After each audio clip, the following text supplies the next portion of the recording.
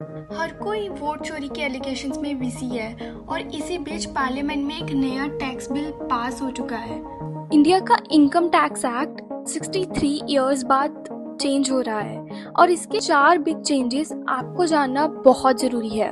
सबसे पहला 1961 का इनकम टैक्स एक्ट जो इतना लॉन्ग एंड कॉम्प्लिकेटेड था, जिसके 800 प्लस सेक्शंस थे, उसे घटाकर कम कर दिया गया है। That is 536 sections now. Second, पहले जो इनकम टैक्स ऑफिसर्स रेड करने आ जाते थे विदाउट एनी नोटिस और बोलते थे दरवाजा तोड़ दो, अब ऐसा आर्बिट्ररी एक्शंस अलाउड नहीं है और प्रॉपर नोटिस दिया जाएगा, टाइमलाइंस क्रिएट करी जाएगी और स्केड्यूल फिक्स होगा। थर्ड, प्रीवियस ईयर और असेसमेंट ईयर में बहुत लोग कंफ्यूज होते थे, तो उसको अब टैक्स ईयर बोला जाएगा।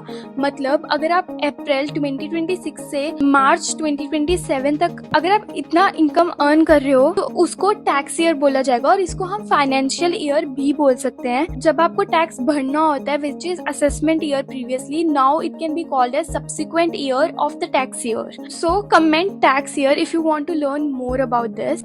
फोर्थ, सबसे बड़ा चेंज ये है कि अथॉरिटीज आपके email, social media, even cloud storage और यहाँ तक कि ट्रेडिंग अकाउंट तक का एक्सेस पा सकती है अगर उनको आप पे सस्पिशन है तो। इवन जरूरत पड़ने पर अथॉरिटीज आपके क्रिप्टो वॉलेट और डिजिटल इन्वेस्टमेंट तक भी जा सकती है, जो एक्चुअली एक प्राइवेसी कंसर्न बन चुका है। For more such videos follow life and law with Jiya.